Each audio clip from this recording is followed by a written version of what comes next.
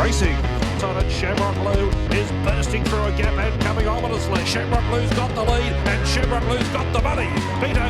Welcome to this week's edition of the Final Gallop. It is episode 222 and is proudly supported by the Brisbane Airport Hotels Group.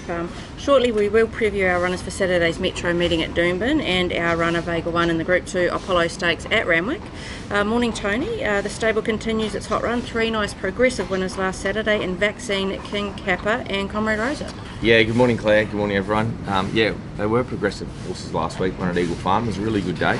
A couple of those, Vaccine and King Kappa, we have slight backoffs now and hopefully find some winning carnival targets for them. And Comrade Rosa, was just good to see that mare back in the winner's circle. She'd been busting to win a race down in Sydney and probably felt I had her at the wrong venue. First run up here with that rail out at Ipswich. Got her on the big track last week and she was really good. So there's three really nice horses that we're going to see a lot more of in the next 12 months.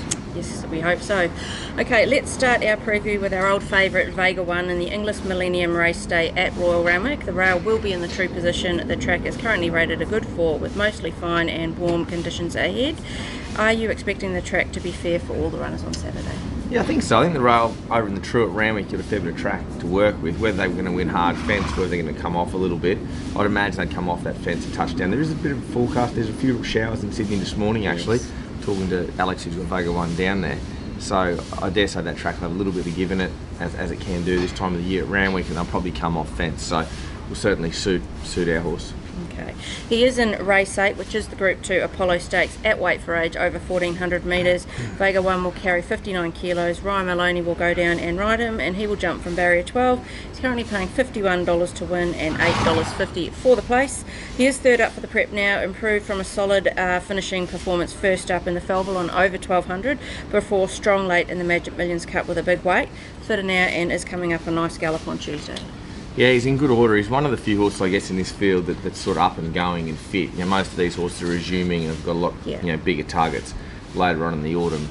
Obviously, it's a very, very deep race. It's 2 weeks out from the Chipping Norton, and then it goes on to, a raft of other good races between Melbourne and Sydney for these horses in the autumn. But for us, it was just a matter of he's been really hard to get fit this last year after that injury after the Stradbroke. So I was really keen to keep his prep going. The barriers just forced me to go back.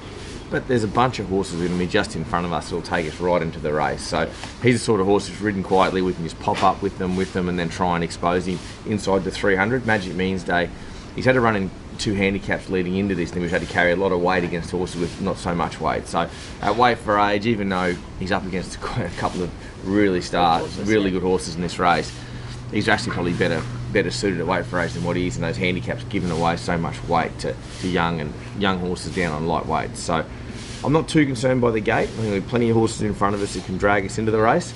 I think he's certainly a knockout hope to run top 3. I'm not saying he can beat Anima, obviously he's bloody good, but yes. It wouldn't shock me if this horse ran into the placings because he's up fit and a lot of these horses are looking for other assignments. And while we are on the subject of Sydney, it is the English Classing yearling sale from Sunday through to Tuesday. You're about to go down and join John Foote to start inspecting your shortlist. What do you think of the catalogue? Yeah, well, I haven't had a really good look at the catalogue, to be honest, Claire, but I know this sale well. It's a sale it's a real buyer's sale. Yep.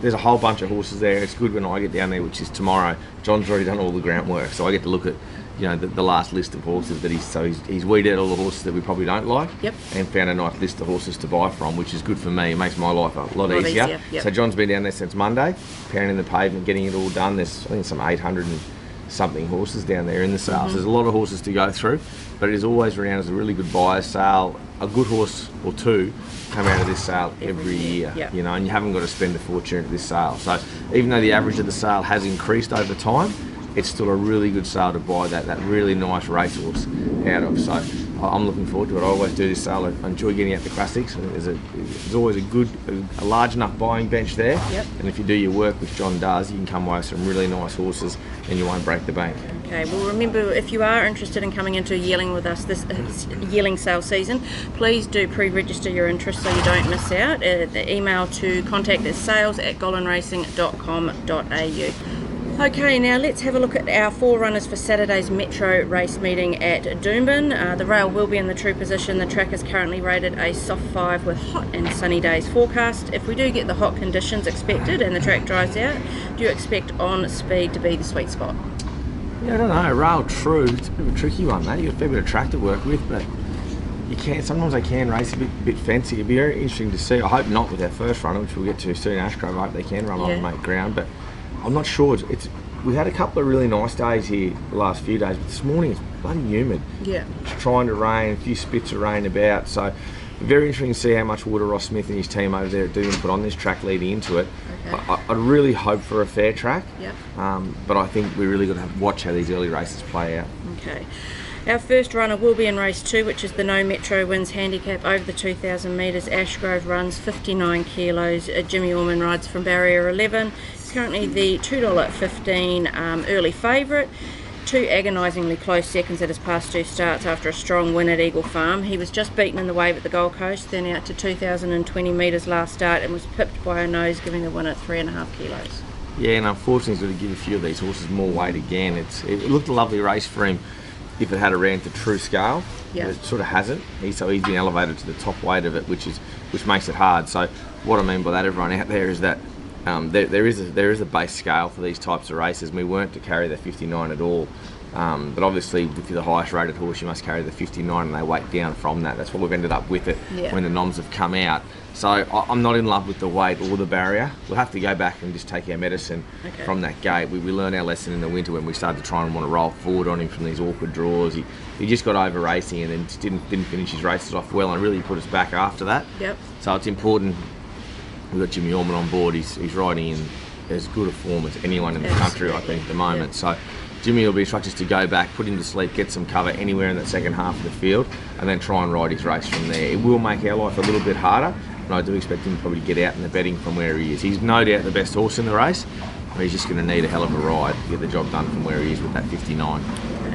We'll move on to race 5, which is the Fillies and Mares benchmark 80 handicap over the 1,350 metres. 2 runners. First one we'll talk about is Tilianam, who is getting her hay over in the back of the box there. She will carry 57.5 kilos with Angela Jones's 2 kilo claim. She will jump from barrier 6. She's currently paying $2.80 to win and $1.45 for the place. She is due for a win after 3 close placings in her past 3 starts.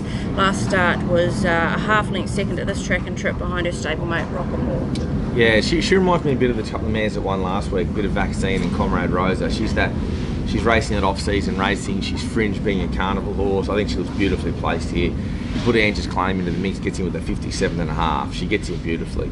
So I think she's an excellent chance. She'll race 4 to the speed.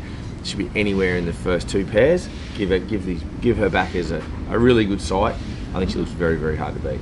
Okay, the second runner we have is Glitter Strip. She'll carry 56 kilos. Jimmy Orman will ride barrier 8. Glitter Strip is currently paying $11 to win and $3.24 the place. She's out to the Doomben 1350 third up at this track and trip that she has won at and probably needs. Must be one of the most unluckiest with the barriers. In her past 10 starts, the best barrier she has drawn is 5, and that was only once. Lockie, the stat attack man, he's come through with us here. Yeah. But she's probably one of the more frustrating horses I've trained. She doesn't help herself a little bit as well. You'd see her had a bunch of different gear on her and stuff like that. At her best form, which was at this track and trip, she'd win this easily. She's a funny mare. She doesn't like to race underneath horses when the business end of the race is on. She likes to get outside horses. That's something that's happened to her last couple. She'd pigeonholed underneath. I think Orman will really suit her. And she's been riding and not doing a whole bunch wrong on her, but I just think he's one of the better barrier riders we have, Jimmy. He's very calm on him in the gates, and horses tend to begin for him. I really want to see this mare begin. If she can find a midfield spot, one off, and just track into the race and get to the outside, I think she's the only horse in the race that can beat Tilianam. So I think I got my 2 best chances in the same race. Okay. And I'll be very keen to back them both. Okay, so you're sitting on the fence. No, I'm gonna tip Tilianam on top. Yeah. But if there's a knockout in the race, it's definitely Glitter Strip. She's definitely got the ability, as we all know, but having the ability and executing things properly for her hasn't been easy. So Tilianam's that more reliable type horse. Okay, fair enough. Race 7 is the benchmark 75 handicap over the 1,110 metres. Liza with a Z will run 56.5 kilos with Angela Jones's 2 kilo claim. She has barrier 3. She's currently paying $18 to win and $5 a place. Has been thereabouts in most of her races as prep. Just a poor jump over the Ipswich short course last start cost her any chance.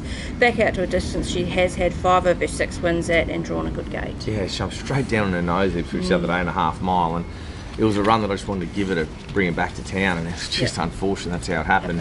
She's been a really consistent mare. She's probably getting to her mark now, but she's been a very consistent mare. If you look at this race, it's a very open race, a lot of speed in it. She's got the right racing pattern to run well here. She'll bounce, she'll be on speed, whether she's there or just in that second pair, it doesn't really matter. 1100 metres is absolute pet trip. So look, she's done a great job this prep and most preps, to be fair. I expected to race well, but it's a very open, competitive race, this one. We are into the final furlong of this week's Final Gallop. Who do you think your best winning chance at Doomben is on Saturday? Tilianam. That was very quick. Yeah, she's my best chance. Okay. Your best each way chance? And I'm going to have it the same race, Glitter Strip. Okay, fair enough. Your best at the provincials over the weekend? Obviously haven't got a whole lot of provincial runners at the moment because of the polytrack scenario at the Gold Coast, which we don't enjoy. So Sunshine Coast for us Sunday. It's been a good little hunting ground for us lately. It has. One runner, one winner. Hope so. Hey Big Splendour. Hey Big Splendour. I thought he was only moderate first up. Yeah. And the horse looks absolute $1 million now. If he doesn't get the job done Sunday, I'll be scratching my head. Okay, your best track worker this week? Best track worker this week? Oh, geez. I had a few good workers on Tuesday morning. We got access to the course proper at Doomben, and I want to thank the Brisbane Racing Club for allowing us over there. And I worked Skirt the Law and Baller together. They were fantastic. I couldn't be more happy with those. And I think anyone who saw Zoo Styles work over there too, he's right up to his mark. He's flying that horse at the moment. So I think our big guns that are about to head away to Sydney and Melbourne, I couldn't be more pleased where they're at in their preparations, and Tuesday's work just highlighted where they're at. Okay, and we did have 20 odd go round at the jump outs on Tuesday, a couple to follow from that. Yeah, jump outs on Tuesday. It was a pretty busy morning. Eagle Farm A-Grass jump outs, we don't have them very often, a whole lot of the time. Oh, I think we can follow those good horses out of those jump outs as well. There's a couple of New Zealand horses I was pretty happy with that come over, the Aussie bloodstock horses. I was really pleased with them. Yeah. But I love seeing the return of the likes of Natuno, Isotope.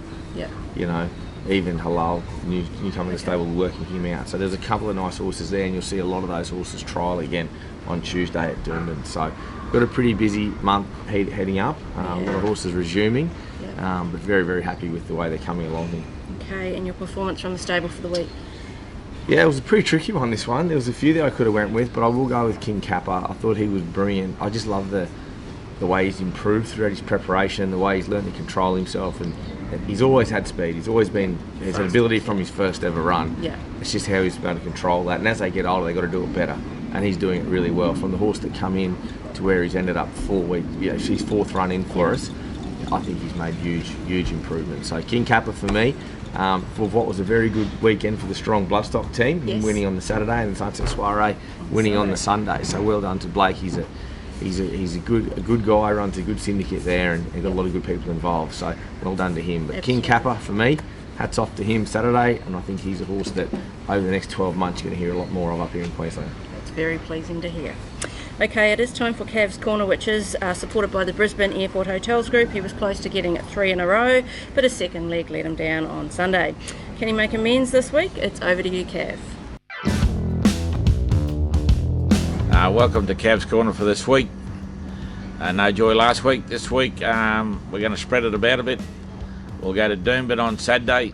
We'll go Glitter Strip a place. She's $3 odd at the moment. We'll float on to the sunny coast on Sunday, and we'll go Hey Big Splendour for a win. Good punting, guys.